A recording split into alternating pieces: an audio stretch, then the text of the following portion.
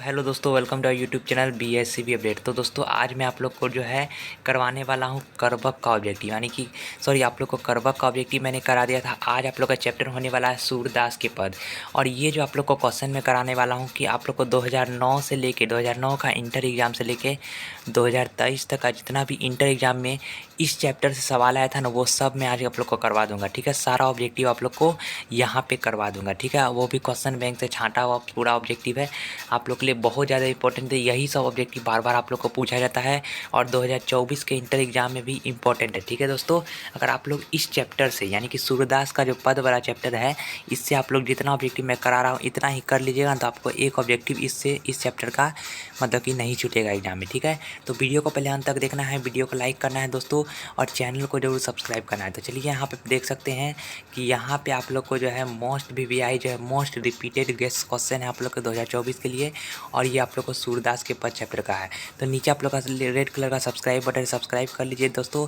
बहुत मेहनत लगता है आप लोग का। PDF जो है आप लोग को अगर लेना है तो PDF लेने के लिए आप लोग ग्रुप में जुड़ जाइए। PDF में लेने टेलीग्राम ग्रुप का लिंक डिस्क्रिप्शन में। ठीक है, तो यहाँ पे सबसे पहला ऑब्जेक्टिव यहाँ पे देखते हैं। चलिए शुरू करते हैं वीडियो को और देखते हैं। यहाँ पहला ऑब्जेक्टिव बताया गया है कि हिंदी साहित्य का सूर्य किसे कहा जाता है। ठीक है, ये सब जो ऑब्जेक्टिव आप लोग को करा रहा हूँ बहुत ज़्यादा इंपॉर्टेंट है। अगर आप लोग 2024 के लिए थोड़ा सा भी सीरियस हैं एग्जाम के लिए, आर्ट साइंस कॉमर्स जितने भी बच्चे हैं, अगर आप लोग को 400 नंबर लाना है तो आप लोग चैनल को भी सब्सक्राइब कर लीजिए। आप लोग को जितना ऑब्जेक्टिव सब्जेक्टिव दूंगा ना, आप लोग को 100% आप लोग को एग्जाम फंसेगा। ठीक है, इधर उधर का कुछ नहीं देने वाला हूँ।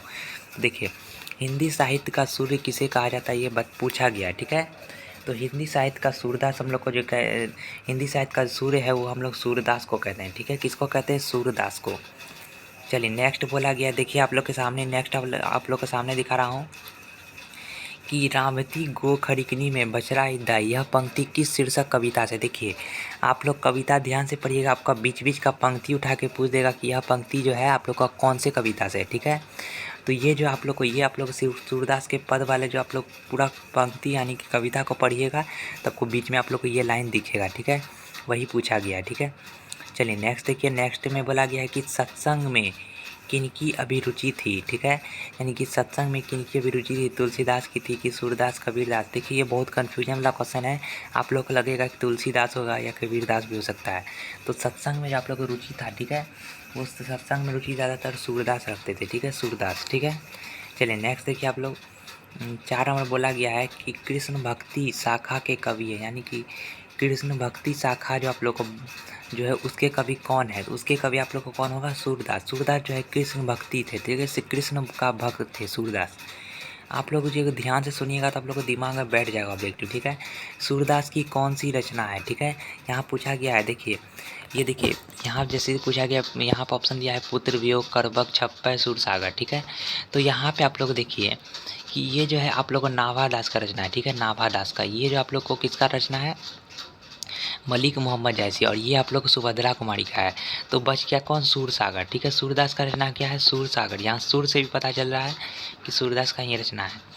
6 नंबर में पूछा गया है कि सूरदास किस भक्ति के कवि थे। ठीक है, सूरदास जो है यहाँ पे नीचे आते, आप लोग नीचे देखिए, यहाँ पूछा गया है कि सूरदास किस भक्ति के कवि हैं। ठीक है, तो आप लोग को पता था अभी कृष्ण भक्त थे। सूरदास क्या थे? कृष्ण भक्त। चलिए नेक्स्ट आप लोग देखिएगा कि सूरदास किस भाषा के प्रसिद्ध कवि हैं। ठीक है, अब यहाँ पे बोल रहा है कृष्ण भक्त थे, लेकिन किस भाषा में वहाँ कवि जो थे वो किस भाषा के थे, तो उसका ऑप्शन ए नंबर से हो जाएगा ब्रज भाषा के। ठीक है, ब्रज भाषा।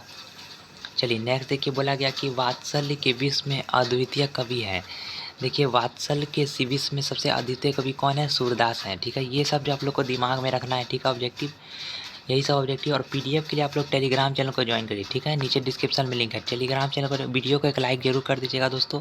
यहाँ बोला गया कि प्रस्तुत प्रथम पद में कृष्ण को किसकी सूचना दी जाती है, यानी कि देखिए सूरदास का बहुत सारा पद आप लोग को दिया होगा। ठीक है, चैप्टर में, पोएम में, तो आप लोग को यहाँ प्रथम पद में आप लोग कृष्ण को किसकी सूचना दी जाती है। ठीक है, तो कृष्ण को जो है किसकी सूचना दी जाती है, तो कृष्ण को आप लोग बता देते हैं कि आप लोग जो है ना सूरदास जो क्या करते हैं, कृष्ण को जो है सूचना देते हैं कि आप लोग का सुबह जो है, कृष्ण को बोलते हैं भोर हो गया। ठीक है, यानी कि सुबह जो है हो गया है। ठीक है, चलिए नेक्स्ट देखिए, बोला गया है कि सूरदास हिंदी साहित्य के किस काल के कवि हैं। ठीक है, ऑप्शन दिया गया आदिकाल, भक्ति काल, ठीक है, और यहाँ पे देखिए नेक्स्ट ऑप्शन दिया गया रीतिकाल या आधुनिक काल। तो चलिए इसका सही आंसर जो आप लोगों को हो जाएगा वो हो जाएगा सूरदास जो आप लोग को किस काल के कवि थे। ठीक है, वो जो आप लोग को भक्ति काल के थे। चलिए नेक्स्ट देखिए आप लोग, नेक्स्ट बोला कि कौन सी रचना सूरदास की नहीं है, यानी बोला गया कौन सी रचना सूरदास की नहीं है। देखिए यहाँ पे देखिए तीनों है, सुर से देखिए सुर से है तो सुरसारवली, साहित्य लहरी और सुरसागर, ये तीनों आप लोग का सूरदास का ही रचना है। ठीक है, ये भी पूछ सकता है, तो यहाँ पे सही जो है नहीं है। ठीक है, चलिए यहाँ बोला गया कि कौन सी रचना सूरदास की है। ठीक है, देखिए अभी बताए थे कि यहाँ सही तो नहीं है, दोहावली भी नहीं, सुरसागर जो आप लोग को सूरदास की रचना है। ठीक है, सुरसागर। चलिए नेक्स्ट बोला गया सूरदास को किस चीज़ की भूख है, यानी कि सूरदास को जो है किस चीज़ की भूख है। अगर आप लोग चाहते हैं कि आप लोगों को जो पदखंड है उसका पूरा जो है मतलब हिंदी में मतलब कि रियल मीनिंग जो आप लोग को समझ आ जाए, यानी कि मान लीजिए देसी भाषा में जो आप लोग को समझ आ जाए कविता। ठीक है, अगर वो आप लोग को बोलिएगा तो आप लोग को 100% मैं वीडियो अपलोड करके बना के वीडियो अपलोड कर दूंगा आप लोग के लिए। ठीक है दोस्तों, चैनल को बस सब्सक्राइब करना है। आप लोग को जो पदखंड का जितना कविता है, कविता कुछ अजीब टाइप का आप लोग को लगता होगा। ठीक है, उसका मैं पूरा हिंदी मीनिंग में बता दूंगा, तो आप लोग को ऑब्जेक्टिव एक भी नहीं छूटेगा। ठीक है, तो आप लोग अगर बोलिएगा जरूर कमेंट करिएगा नीचे में। बोला गया सूरदास को किस चीज़ की भूख है, तो यहाँ पे बता दें कि कृष्ण के जूठन की, यानी कि कृष्ण जो खाते हैं और वो गिराते हैं उसके जूठन की भूख किसको है, सूरदास को है। उसके बाद बोला गया कि सूरदास की अनुमानित जन्म तिथि, यानी कि सूरदास का जो जन्म तिथि मतलब कि एक तरह से डिसाइड नहीं था, लेकिन अनुमान लगाया गया कि कब है। ठीक है, तो यहाँ जो आप लोग को एनसीईआरटी मतलब कि जो आप लोग को हिंदी में दिया गया है कि सूरदास का जो अनुमानित जन्म तिथि था 1475 था। ठीक है, 1475 अनुमानित लिखा हुआ है। ठीक है, चलिए नेक्स्ट देखिए बोला गया है कि निम्नलिखित में कौन सा कवि अष्टछाप का नहीं है। ठीक है, अष्टछाप का कवि कौन नहीं है, यानी कि अष्टछाप जो है कोई जो है रचना है। ठीक है, उसका कवि जो है उसमें से कौन नहीं है। ठीक है, यही आप लोग को जो है पूछा जा रहा है। ठीक है, तो इसमें देखिए अष्टछाप के कवि जो आप लोग को देखिए जायसी जो यहाँ पे नहीं है। ठीक है, चलिए नेक्स्ट देखिए बोला गया है कि यहाँ पे देखिए यहाँ बोला गया कछु खात कछु धरनी गिरावत, देखिए नंद रानिया में कौन सा अलंकार है। अब यहाँ इस जो है सेंटेंस में आप लोग को अलंकार पूछा है। ठीक है, तो इस सेंटेंस में याद रखिएगा ये बहुत रिपीटेड क्वेश्चन है, तो इस सेंटेंस में जो आप लोग का अलंकार हो जाएगा। ठीक है, वो जो अलंकार आप लोग का हो जाएगा वो हो जाएगा अनुप्रास। ठीक है, अनुप्रास अलंकार। नेक्स्ट पूछा गया कि केवल कुसुम फूले नर नारी सुरस्वाम में कौन सा अलंकार है। फिर आप लोग को अलंकार पूछा गया है, तो इसको भी याद रखिएगा। और ये सब जो आप लोग को ऐसे ही पूछ देगा कि ये सब जो आप लोग को मतलब कि किस कविता में का लाइन है। ठीक है, ये भी पूछ सकता है। तो यहाँ पे अभी अलंकार पूछा तो हम लोग अलंकार जो जवाब देंगे वो अब हम लोग का हो जाएगा अनुप्रास। ठीक है, अनुप्रास अलंकार ही है। ठीक है, चलिए बोला गया है साहित्य लहरी किनकी रचना है। ठीक है, यहाँ पे ऑप्शन देखिए साहित्य लहरी यहाँ पे दिया गया है किनकी रचना है। ठीक है, तो साहित्य लहरी अभी मैंने बताया कि सूरदास का ही है, सुरसागर है, सुरसारवली है, साहित्य लहरी है, ये सब सूरदास का रचना है। ठीक है, बोला गया है सूरदास की रचनाओं की भाषा क्या है। अभी मैंने बताया था कि ब्रज भाषा में वो जो है रचना मतलब लिखते थे। ठीक है, और अलंकार याद रखिएगा, अलंकार कौन सा, अनुप्रास। ठीक है, यहाँ पर बोला गया सूरदास के दीक्षा गुरु का नाम कौन था। ठीक है, दीक्षा गुरु जो आप लोग का सूरदास के थे उसका नाम क्या था। ठीक है, तो यहाँ पे आप लोग का इसका आंसर होगा वल्लभाचार्य। ठीक है, वल्लभाचार्य जो स्वामी वल्लभाचार्य आप लोग का सूरदास के दीक्षा गुरु थे।